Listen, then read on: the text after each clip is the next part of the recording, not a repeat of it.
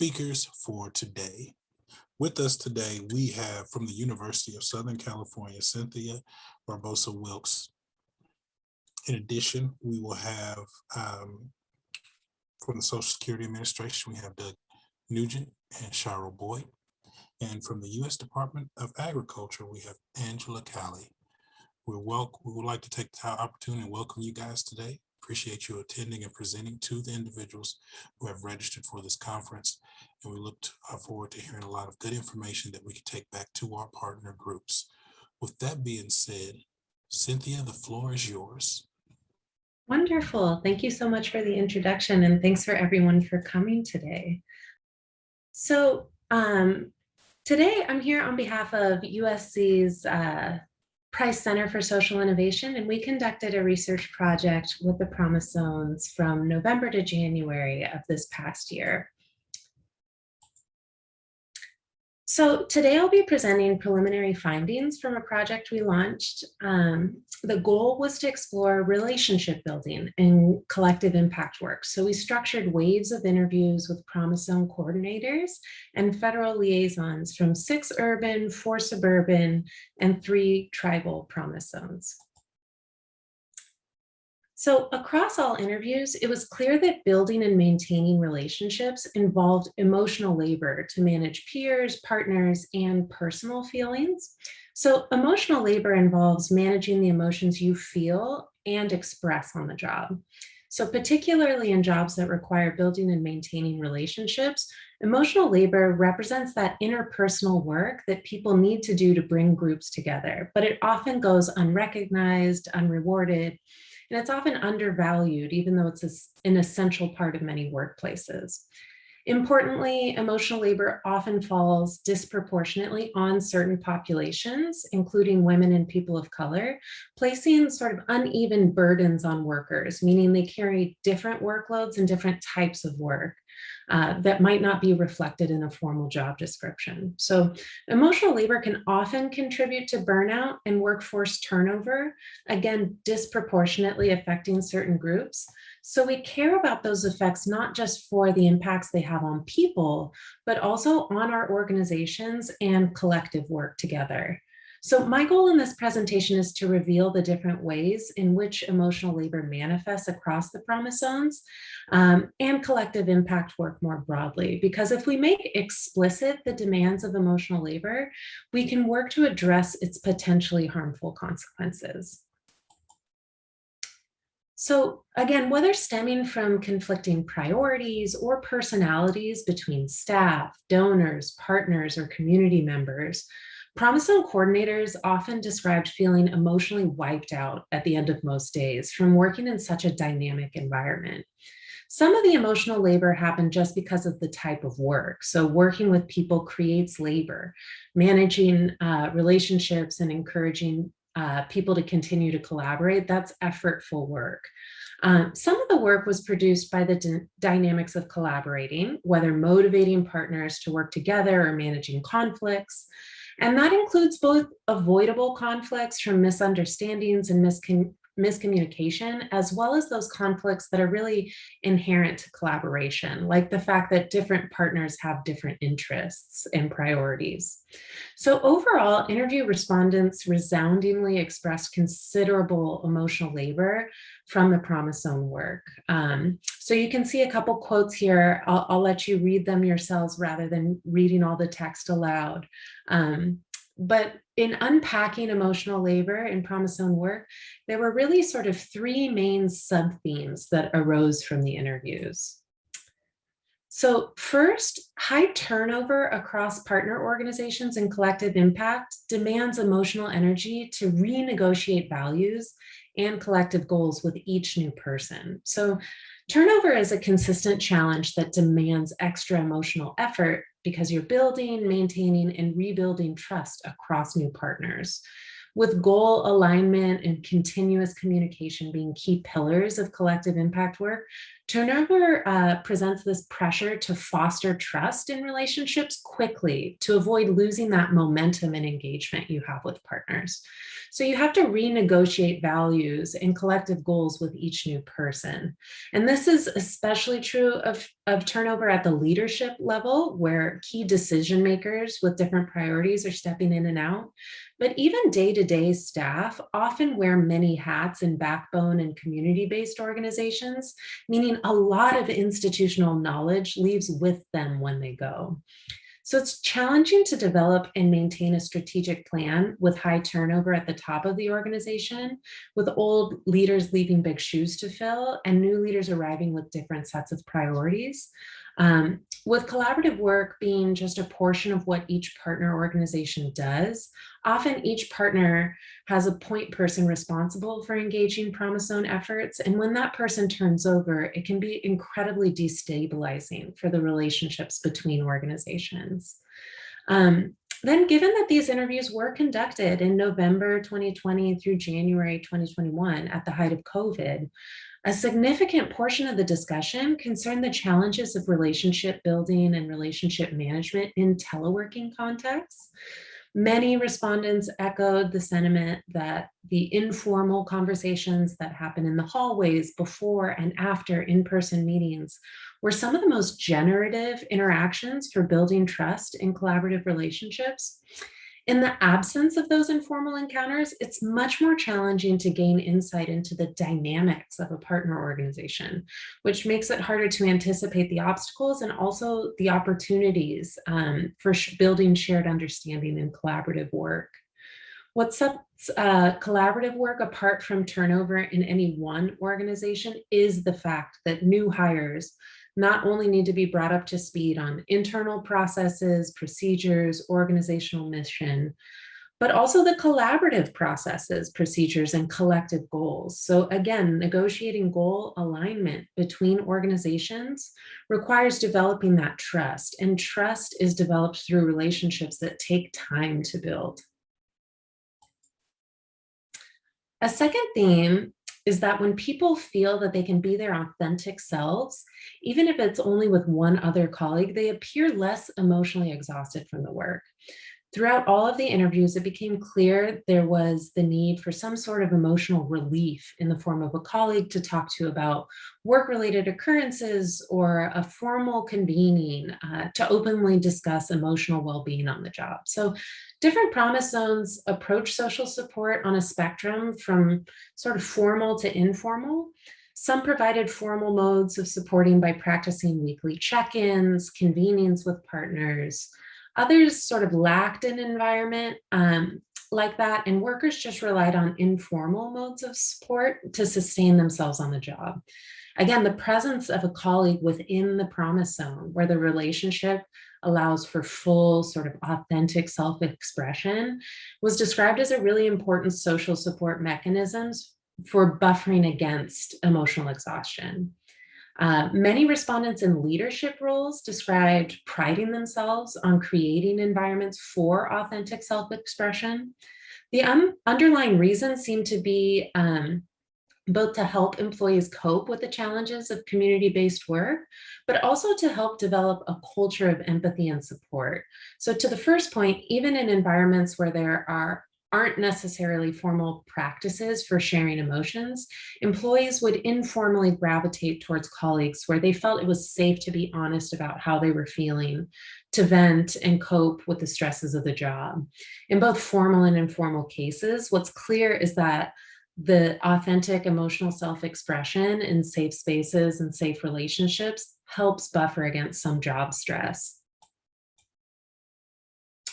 Lastly, women and people of color, regardless of their positions, seem to describe techniques to manage interpersonal relationships in significantly more detail, especially when asked about managing relationships across cultures. Consistent with prior research, this may suggest that they're doing more emotional labor than other groups, so they're more aware of its dimensions. Existing research acknowledges that certain groups, particularly women and people of color, engage in more emotional labor than others, and this study really did confirm that social identity matters. Whether it's understanding and relating to the communities being served or emphasizing an ethic of care and cultural humility, women and employees of color, without being prompted, often described going to great lengths to take in multiple perspectives and accommodate differences. All of this is a way to say we need to be mindful of uneven emotional burdens, but also conscious of the tremendous untapped emotional skill among folks already engaged in promise zone work. So taken together, this research really reveals that collaboration and navigating differences causes more work than meets the eye. And this work is inherent to the promise zones. So recognizing, acknowledging, and addressing this emotional work and the emotional skill and energy required, as well as the disparities across groups, is really essential in preventing avoidable outcomes like emotional exhaustion, burnout, and potentially turnover, all of which can ultimately undermine promise zone work. So what I would argue is we collectively need to recognize that emotional labor is inherent to the promise zones and value this type of work through recognizing the importance of emotional effort, providing formal and informal support mechanisms, and really building the skills and competencies necessary for this interpersonal labor. Importantly, to make diverse workplaces more equitable, we need to foster ways to allow people to be authentic versions of themselves while also being attuned to the emotional needs of others. This means developing emotional competence among those engaged in promise zone work and creating a sense of psychological safety to help manage the emotional load of relational work. The last thing I'll say is just one emerging theme worth exploring in future work has to do with the link between funding stability and the emphasis an organization places on relationship building. So preliminary insights reveal the stability of an organization's funding sort of shaped the efforts that people within the organization made, meaning members of organizations with less secure funding seem to place a higher emphasis on the importance of relationship building. So again, prior research here suggests collaboration is a lot more difficult structurally for some organizations compared to others. And interviews suggested that smaller nonprofit actors take on disproportionate emotional burdens in managing collaborative efforts when experiencing funding volatility compared to larger nonprofits, government and private sector organizations engaged in the same collaboration that have more financial stability. So this sort of resource-based power asymmetry suggests that trust building would be more imperative for nonprofit actors to balance power and relationships, meaning nonprofit actors would have a greater incentive to engage in more emotional labor with partner organizations. The consequence of heightened emotional labor is likely to be, again, that emotional exhaustion, which could exacerbate turnover in these smaller organizations. So for promise zone coordinators, that often means they're managing the stress, anxiety, fear, and frustration of under-resourced partner organizations. Some of the stress seems to be related to their feeling of powerlessness with respect to funding. And so at USC, we're working on putting together some grant applications so that future research can explore the relationship between power, trust, and interpersonal effort among partners in collaborative work. So I'd be curious to hear if there's any appetite for that line of research among this group moving forward. But with that, I'll pause. I know we're taking questions at the end, but that's all I've got for us today. Thank you so much, Cynthia. That was such a wonderful report on your study. And we appreciate you being here and also understand that you may have to leave early. So if folks do have a quick question that they would like to throw in the chat, please do.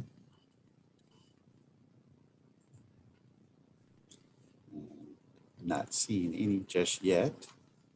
We also will be providing the recording of this session and also the contact information if folks want to learn more.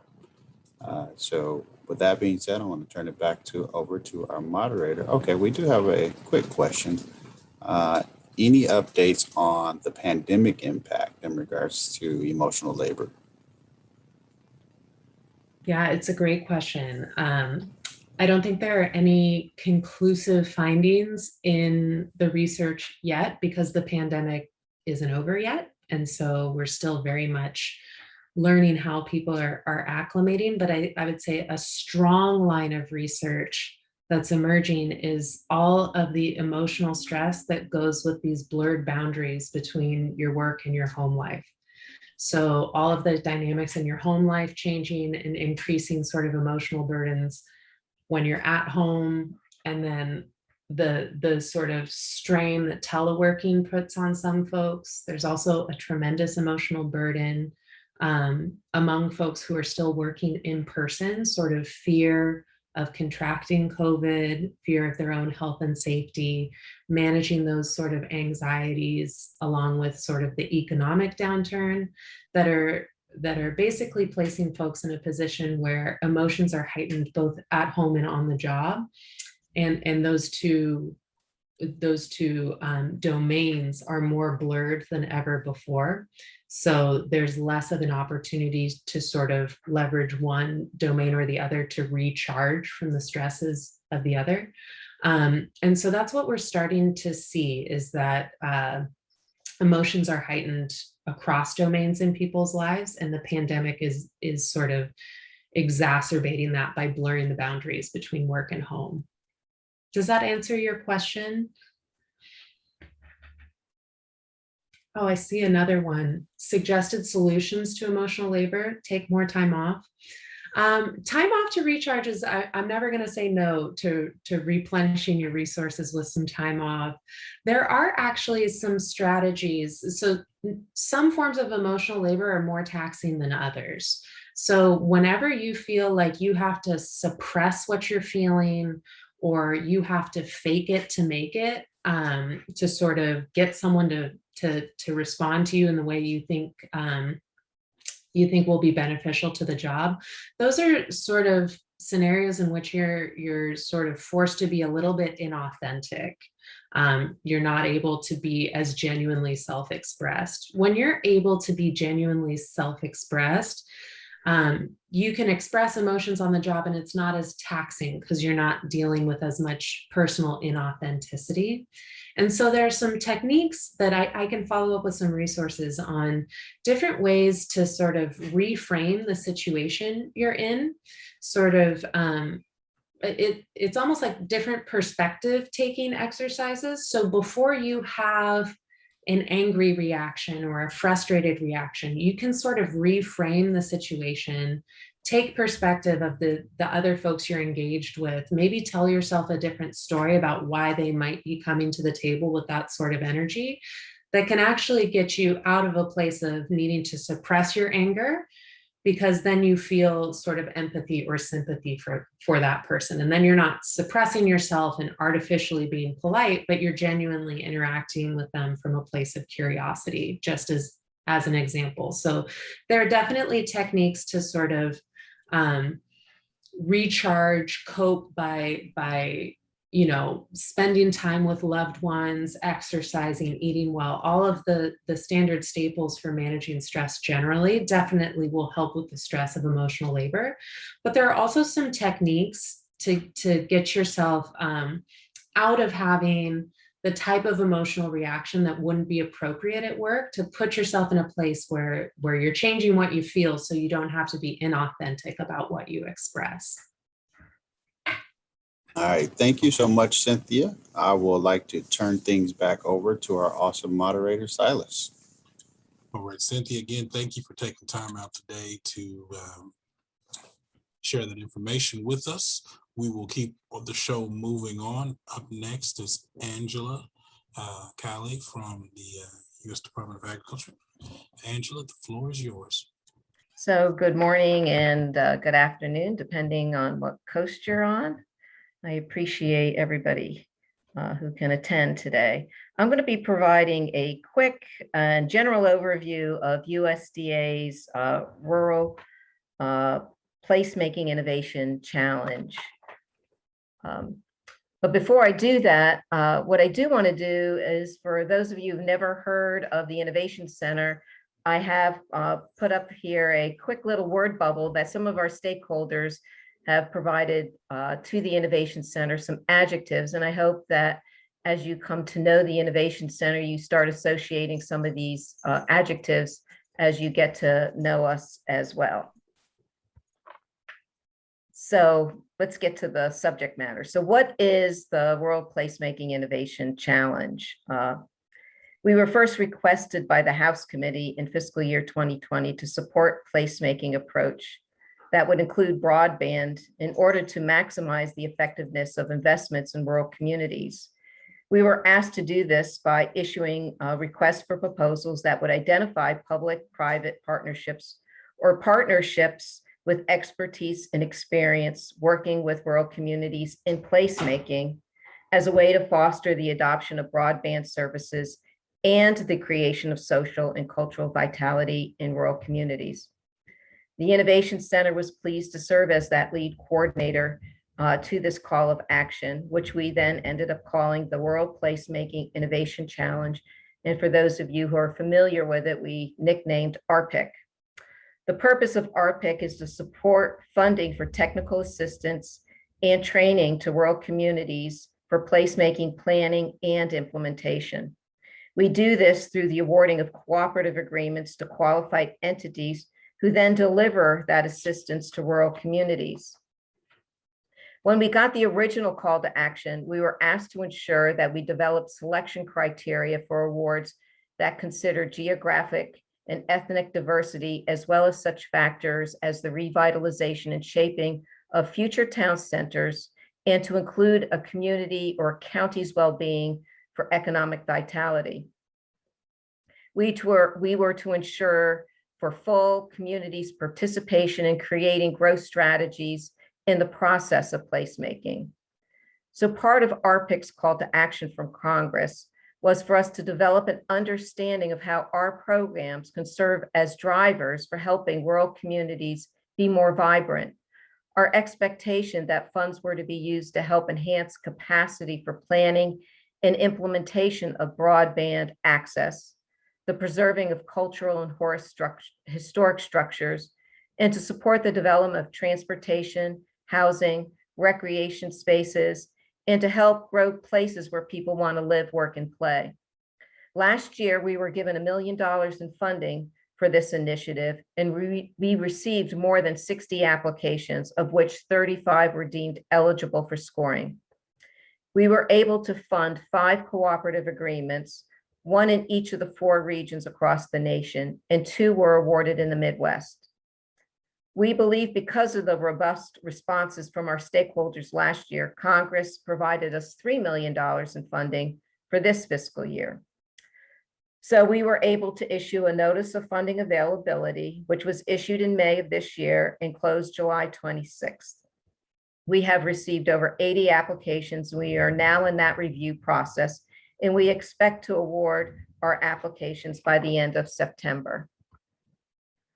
So RPIC operates under the following concepts: that creating livable communities is important for community developers and practitioners who implement these strategies in our rural communities and areas. That placemaking practice needs to include both innovative and adaptive practices, as well as established technical processes and solutions. That we consider partnerships as a key element to rural placemaking and must be developed with public, private, and philanthropic organizations to create new and collaborative approaches.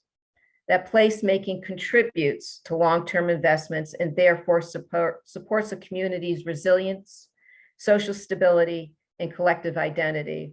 And finally, that broadband is an essential component to supporting placemaking activities. We stress that the process has to be community driven, and we want federal private partnerships to be a resource to help a community to bring their vision to implementation.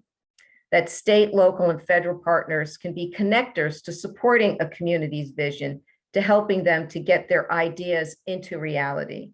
That partnership from public, private, and philanthropic organizations help build a community's capacity by providing that financial and sometimes in-kind resources to support that community's vision from that visioning idea into implementation. When we see communities who are working from that visioning to implementation, we often see that they have some very basic attributes in common, that they often have social capital, leadership capacity, and cultural awareness, and that the communities often have a vision about their built infrastructure, that their environment, their financial capital, and they often, we find, have a understanding and a cooperative political environment. So in RPIC, we often talk about having quality of places. So in RPIC, what we've done is we've adapted that public square definition, that they have effective public spaces, effective transportation options, multiple housing options, preservation of historic structures, recreation spaces. And at USDA, we've included that they have access to quality food and a food system. And of course, that idea of broadband capacity. We've embraced that concept under public spaces, that they have quality places, are safe, that they're connected, they're welcoming and conducive of authentic experiences, that they're accessible, they have character and charm, that they incorporate the physical fabric of the people who inhabit them, and that they promote and facilitate civic engagement. But under RPIC, placemaking is about creating spaces in a homogeneous way, and that it's a community's vision, and that they create vitality, and that they're sustainable. Under RPIC, these are who are eligible applicants.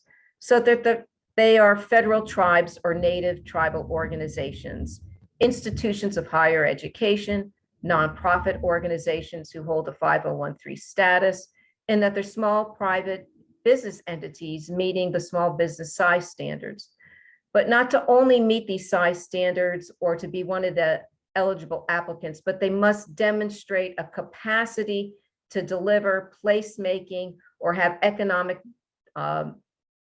capacity, and to have had previous experience in grant administration.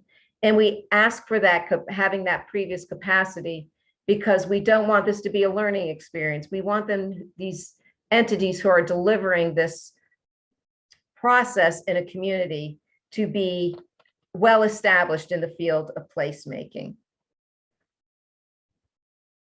And then we talk about, because this is a cooperative agreement, that we call what's called substantial involvement by RD staff, so that when the applicant comes in and prepares their proposal, that they're including the idea of how are you going to involve RD staff in key tasks in the process.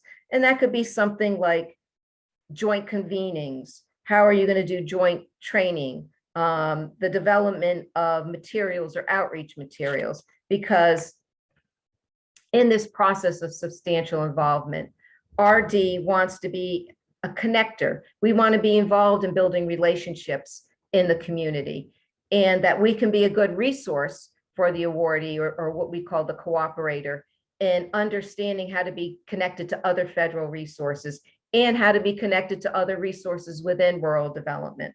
And we want to be building a relationship along with the awardee in the community. So you might be interested in who the awardees were for last year. So as I said at the beginning, we had 5 awardees, 1 in the Northeast, Southwest, and 2 in the Midwest. So last year, our Northeast awardee was with the Pennsylvania Downtown Center, and that awardee was covering 7 communities with an emphasis on downtown revitalization. And some of those awardees were really working on nature-based placemaking. And then we had our Southern awardee, who was Wind Rock International, and they had a real focus on a recreational economy. And then in the West was Tulani Lake Enterprise, who was covering the Navajo Nation. And they really had an emphasis on broadband planning, housing, entrepreneurship, and looking at cultural tourism.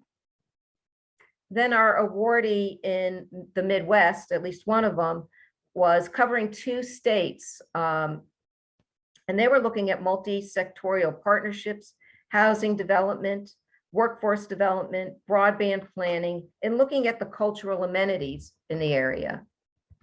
And then in Nebraska, who are covering in Pierce County in Nebraska, they're looking at business creation, business expansion, business retention, and looking at how to do new business recruitment, as well as looking at community planning and development. And then very briefly, I just thought a real quick overview of what happened from last year to this year. So last year, as I said, we had $1 million with 60 applications with almost $5 million in request and funding. And this year with $3 million available, we had about 84 applications with $10 million in requests and funding. So you can see that we had a very oversubscribed program both years, of real interest in placemaking all across America. And the types of applications that we got this year, many were multi-jurisdictional, many of them included broadband planning, housing development, many around arts and culture. Lots were very much centered on the health sector, and I would say the majority were in distressed communities. So with that, I just wanted you to see we do have a website. You can go there and look at our fact sheets. And again, in there, you will see you can click on and look at the last year's awardees and get more information on the types of programming they're doing. And those are the quick links to the website. And if you have any specific questions, you can email us directly at our RPIC email address. And I will stop sharing and turn this over to our next presenter, who I believe is Doug Ancharo. Thank you. Thank you very much, Silas. Thank you, Angela. And just want to thank the Federal Convening Planning Committee for the pleasure of joining you all today. It's a privilege for Cheryl and I to be able to speak to all of our housing and Promise Zones partners all across coast to coast. I want to just piggyback on what Cynthia was talking about earlier regarding operations during the pandemic. And so I'm just going to start off right away with my screen here.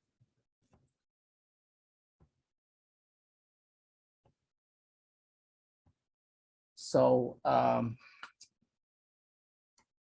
we have been, Social Security, we just want you to know that we have been in business throughout the pandemic. And by the way, because we deal with very sensitive information at Social Security, we ask that no one put any PII or personal information or case-specific information into the chat because this event is public. The Social Security programs, very few government agencies touch the lives of as many people as we do. And just a quick tutorial on how Social Security is funded. As you can see there, we've got 100 million workers that pay FICA taxes, 7.65 into the system, matched by their employees. And out of those funds, we pay out monthly benefits to about 65 million folks. And so we take in about $1 trillion worth of taxes, and then we pay out more than $1 trillion in benefits each year.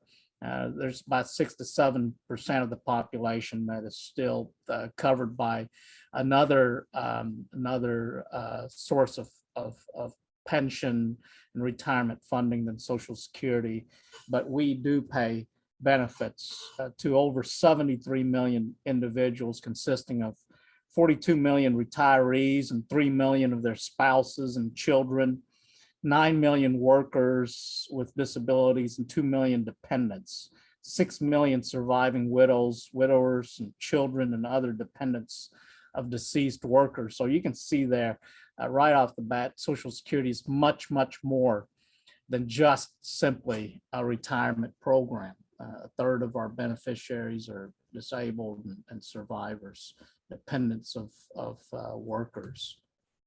And during fiscal year FY, this fiscal year 2021, we can expect to pay more than $1 trillion to Social Security beneficiaries.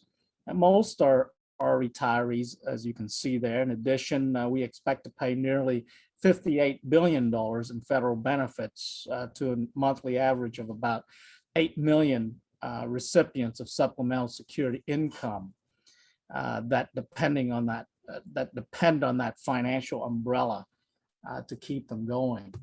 So earlier this month, I'm sure you saw, our Social Security Board of Trustees released its annual report on the long-term financial status of the old age and survivors insurance and disability insurance trust funds. Those trustees project that if Congress doesn't do anything, doesn't act before 2034, Social Security will still be able to pay out 76% of what we owe. Again, that's because of the FICA taxes that keep coming in from those 175 million workers. So please keep those FICA tax coming. So the trustees estimate that the disability insurance trust funds will become depleted in 2057, with 91% of the benefits still payable. You could certainly go to socialsecurity.gov/OACT to read the entire report from this year's trustees. But in terms of our operating status, that's always the elephant in the room as the first question that I get from folks. You know, when are you all reopening? You know, everyone else is reopening. When's Social Security reopening? And we would like to say we have remained open for business throughout the pandemic while taking steps to keep our own workforce and you, the American public, safe, including, you know, right now we're still maximizing remote work and implementing policy and process flexibilities that I'm going to get to. These changes have allowed Social Security to keep working with a limited number of employees in our offices. And we rely on elegant solutions like allowing for drop boxes, mailing Social Security number card requests, allowing for secondary identity documents rather than mailing original primary documents. And we agree that these temporary solutions are not sustainable. We get it, but we just want to assure you that we still have a multiple of service options available to the public to get service from us. But our first preferred option is for folks to go to www.ssa.gov and apply for a My Social Security account, which Cheryl is going to talk about in a few minutes. Folks can still call us at 800-772-1213. That's the second option. And then if all fails, they can always go to our office locator at ssa.gov/locator, put in a zip code, and they can get any field office, any of the 1,200 field offices that still provide limited critical need appointments. If folks need to come in, really need to come in to see us for limited critical situations, we'll make appointments for them to come in as a last resort. So we're implementing all of these service,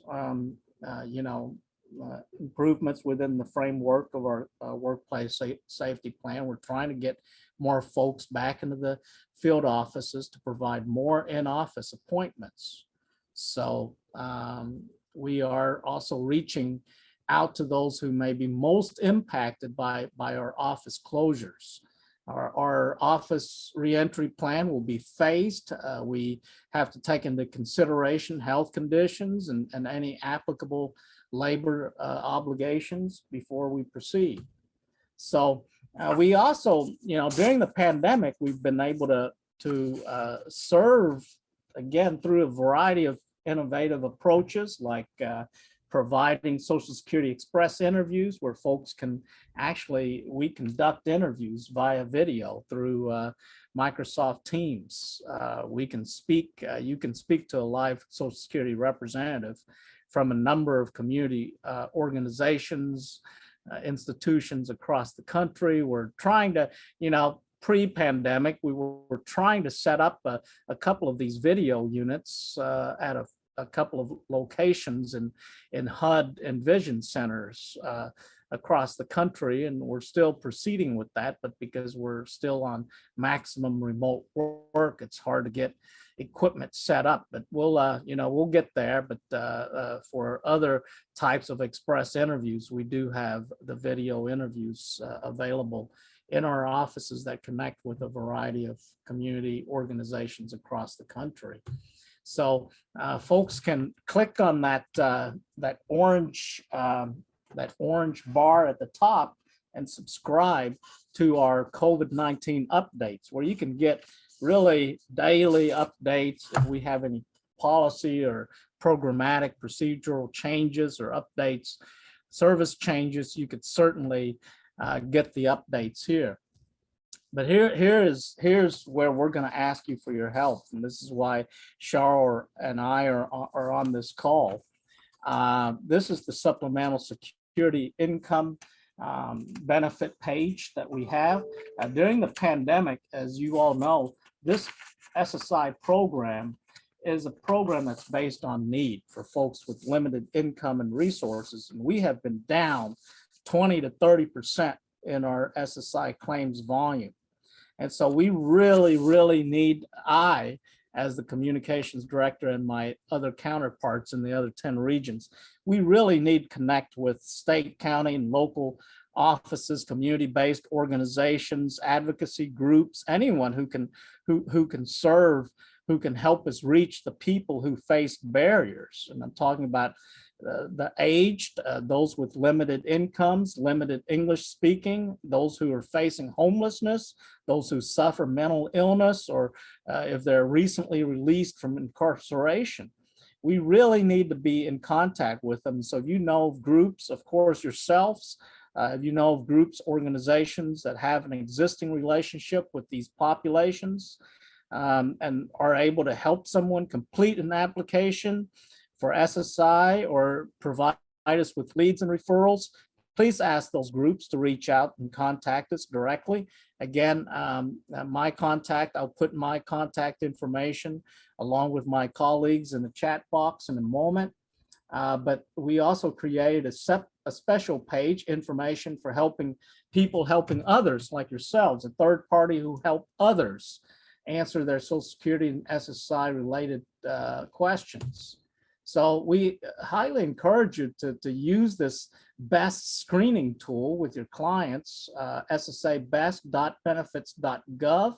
That will help you really screen for all of the benefits that any individual, any of your clients, customers may be eligible for. That is really one of our initiatives right now. We want to find out root causes. We want to not only find out root causes that causes the disparity and access to the barriers to access to these programs, but we want everyone who's eligible for all of these benefits get them.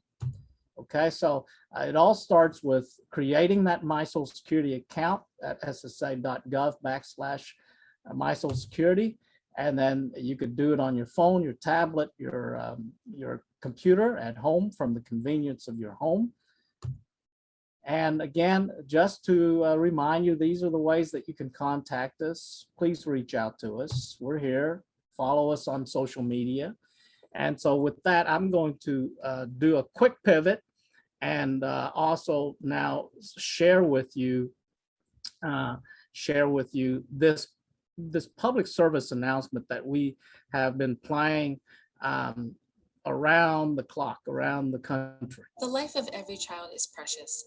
If you care for a child or teenager with a disability and have limited income and resources, they may qualify for monthly cash payments through the Supplemental Security Income Program, or SSI.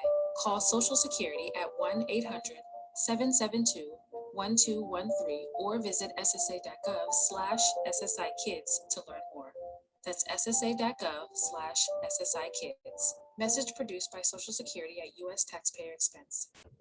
So there you go. That is our public service announcement. We would really appreciate that, you help us, just help us get the word out on the SSI program. And with that, I'm going to turn it back to the good hands of Cheryl Boyd. Take it away, Cheryl. Absolutely. Do one more thing and get everything set up. As Doug shared, my name is Cheryl Boyd. I'm a public affairs specialist with the Social Security Administration. I have the pleasure of being your last presenter for this session. And what I'd like to do in following behind Doug is to give a high-level overview of the Social Security online services and benefits. But first off, I want to make sure that you are aware that there are some scams going on in regards to Social Security. You might have already received a text or an email or phone call. The scammers might have said that your Social Security number has been involved in some type of crime or your Social Security number has been suspended. We understand that what they say often changes based off of current events, but what doesn't change is that it is a scam. And Social Security encourages you to simply hang up. Please do not provide them any payment or any personal identifying information. And if you would, please report that scam to us at oig.ssa.gov. I want to do one more ask of you. In addition to reporting the scam to us, if you receive that fraudulent call, I also encourage you to share with your friends and your family members so that they can be aware, so that they're not caught off guard. So if they get that phone call, that they can be aware too. And while you're sharing with your friends and family members, I also ask, I know, look at me asking all these requests, but it's a great opportunity to be in front of so many partners. I encourage you to also share with others about this My Social Security account, which Doug talked about when he presented. And so I just wanted to go a little more detail in that My Social Security account. You can simply go to ssa.gov. I'm a visual person, so here's that visual snapshot of our website where you're able to select at the bottom left the My Social Security account. And if any of you or the clients that you serve have had challenges creating that My Social Security account, one of the most common reasons is that you might have a freeze on your credit report, and you simply need to temporarily lift that freeze, create this secure My Social Security account, and then you can put that freeze right back on. On the slide, I've listed other reasons why you might have some challenges creating the account. And again, always the rule of thumb is that you can contact us so that we can be able to assist you. But just to do another high-level overview of this My Social Security account, if you receive benefits, I have many services are available on the slide, but if I could just highlight a few, you're able to obtain a replacement Social Security card in most states through the Secure My Social Security account. If you receive benefits, like if you're receiving disability benefits, you can report your wages through the Secure My Social Security account. And just one other thing I want to highlight is that you're able to update. If you're receiving benefits, you can update your address, your phone number, and direct deposit. So many convenient services if you're receiving benefits. And if I could just go to the other side, if you're not receiving Social Security benefits, this slide lists many services that you're still able to do. I want to just repeat myself. If you're not receiving services, you can still request that replacement Social Security card through the Secure My Social Security account.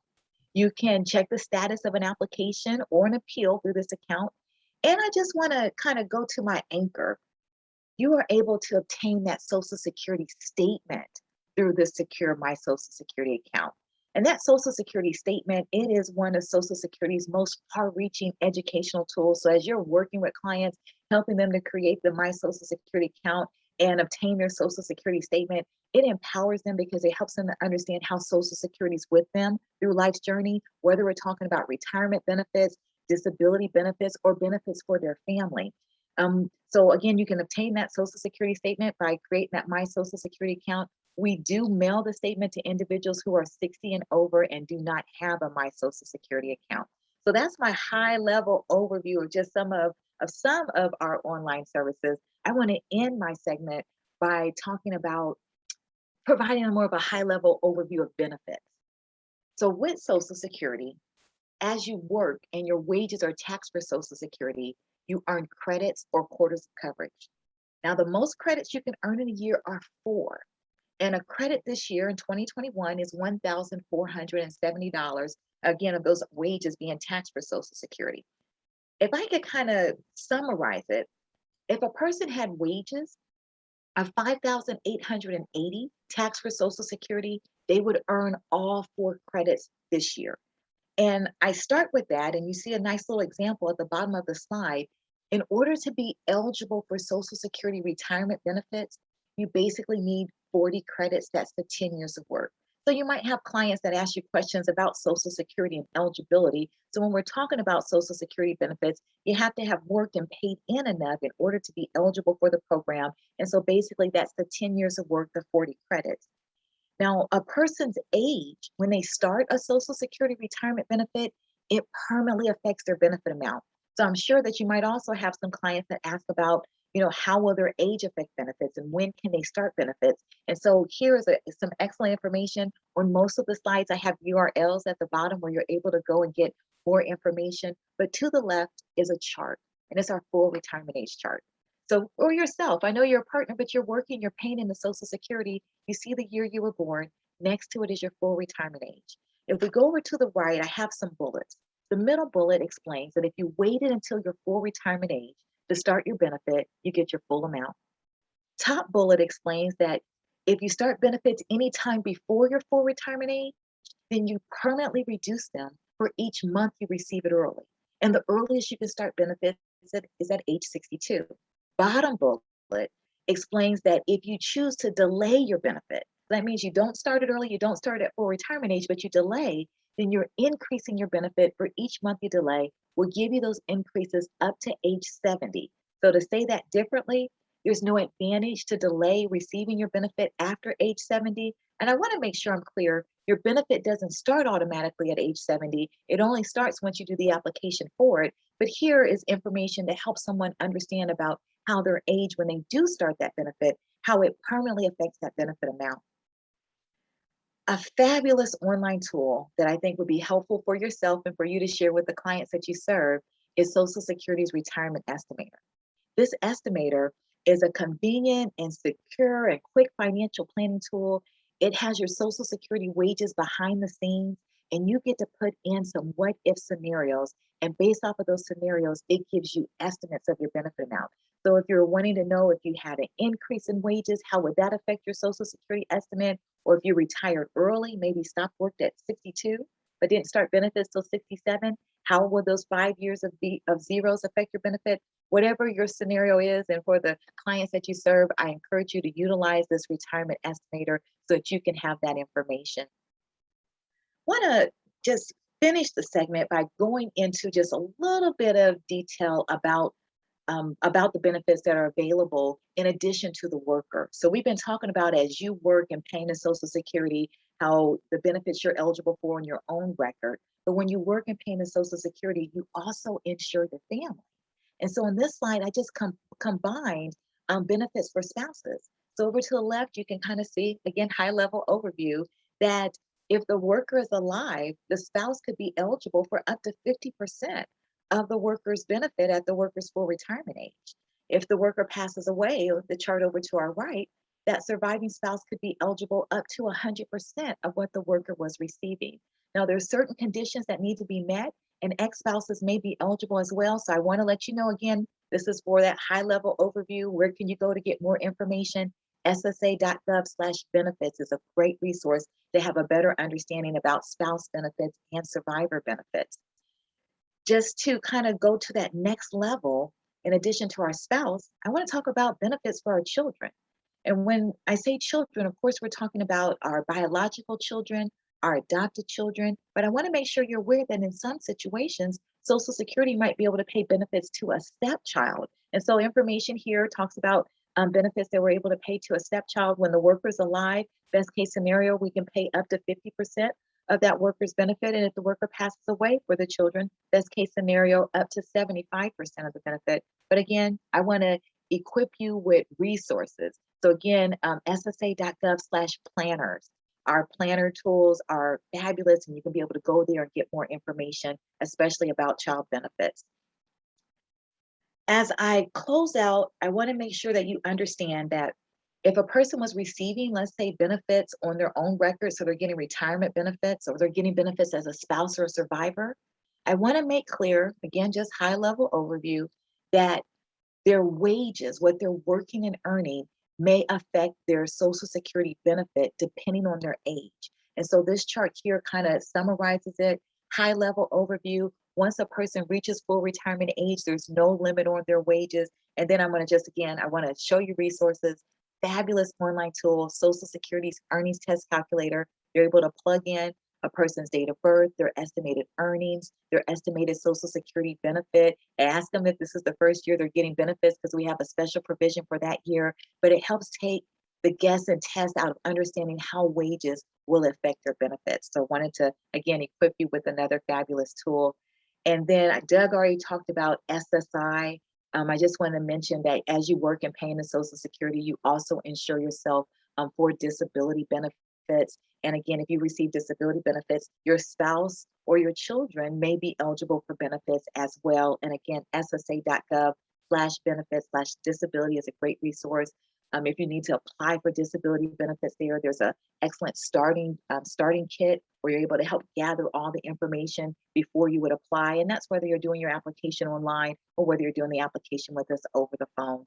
So remember, I know Doug shared this information to apply for benefits with us, our website, ssa.gov. You can also call us at our national number. And then again, you can also reach out to your local office directly, and you can find their contact information at ssa.gov/locator. Silas, my final slides is I'm a visual learner. So I wanted folks to see the website for themselves. This is Social Security. .gov. You can see some of my favorites, bottom right, FAQs are frequently asked questions, that retirement estimator, which I encourage you to utilize yourself and share with your clients. And again, over to the bottom left, that My Social Security account. If you scroll down to the bottom of our website, you can see so many other services. Doug highlighted in the center, people helping people. Bottom over to the left in the center, our publications, all of our forms and publications are there. So there could be publications that might be helpful for you to share with the clients that you serve. So that's my high level overview of Social Security online services and benefits. I'll turn things back over to Silas. Thank you very much to all our presenters for that great information that was shared today across the board for all sectors. We're going to move straight into our Q&A section. We currently have a few questions in there. I think Mr. Nugent answered one of them directly, but I'll go through that. As I mentioned before, Cynthia had to leave, but we was able to answer some questions before she left. So we do still have Cheryl, Doug, and Angela available for any questions. If you have those, now will be the time to put those in the chat. We will start with the first question though. How does SSA benefits to dependents or youth operate? Yeah, go ahead, Cheryl. Talk about the youth dependents benefits that we've got. Absolutely. So as you work and pay into Social Security, again, you first insure yourself and then you insure your dependents. So I encourage individuals to take that time and get that Social Security statement, because on that statement, it tells you how you've covered your dependents. And so again, if the worker is alive and the worker is receiving benefits, I always say, look at it as you have to open the door. So the worker has to be receiving benefits. So the worker opens the door, they're receiving benefits, and that opens the door for their dependent children to possibly receive on the record. Or if the worker has passed away, then that opens the door again for those dependent children to receive on the record. A rule of thumb is that if you think that you're eligible for benefits, we encourage you to contact us. And so I know we listed the different ways to apply for benefits, but again, I look at it as opening the door. And then also you have SSI benefits, which I know Doug mentioned. So if you have a child who has limited income and resources and is disabled, then again, we encourage you to apply for benefits because they may be eligible for the SSI program, which does not require that someone has worked and paid in to open the door. Anything you want to add there, Doug? Yeah, so Andrea just popped in a question about for Social Security benefits for children with disabilities. Yes, you got it. So just so you know, we also have what we call disabled adult child benefits, where again, as Charles said, if you have a primary wage earner in the family who collects Social Security, if you have even an adult child who incurred a disability prior to age 22, they can receive adult children benefits. That's on top of the dependents benefits when they were getting it prior to age 22. And of course, we have the SSI program, which also pays disabled children's benefits for those families with limited income and resources. There you go. Charlotte's got the screen up. Auxiliary benefits for children. Thank you. Again, the best website for all of that, ssa.gov/third party. And it'll go through disability, it'll go through the dependents, it'll go through retirement, all of those things.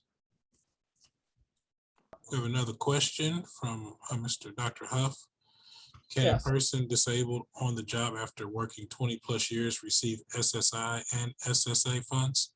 Yes, we do have duly entitled beneficiaries. Again, you just need about 10 years of work to be eligible for regular Social Security. And if your Social Security is below, $800 a month, which is, about the SSI maximum amount, if you get less in Social Security disability than that amount each month, you could be eligible to get an additional amount in SSI, supplemental security income. So in essence, you would get two checks. You get a Social Security disability insurance check, and then you get a supplement SSI check, not the full SSI amount, but up to the maximum SSI amount, again, if you have limited income and resources. Thank you so much to our remaining presenters, Angela, Doug, and Charo. Your presentations were absolutely amazing and so packed full of wonderful and useful information. So we really appreciate you being awesome partners with the Promise Zone. And thank you so much for doing this.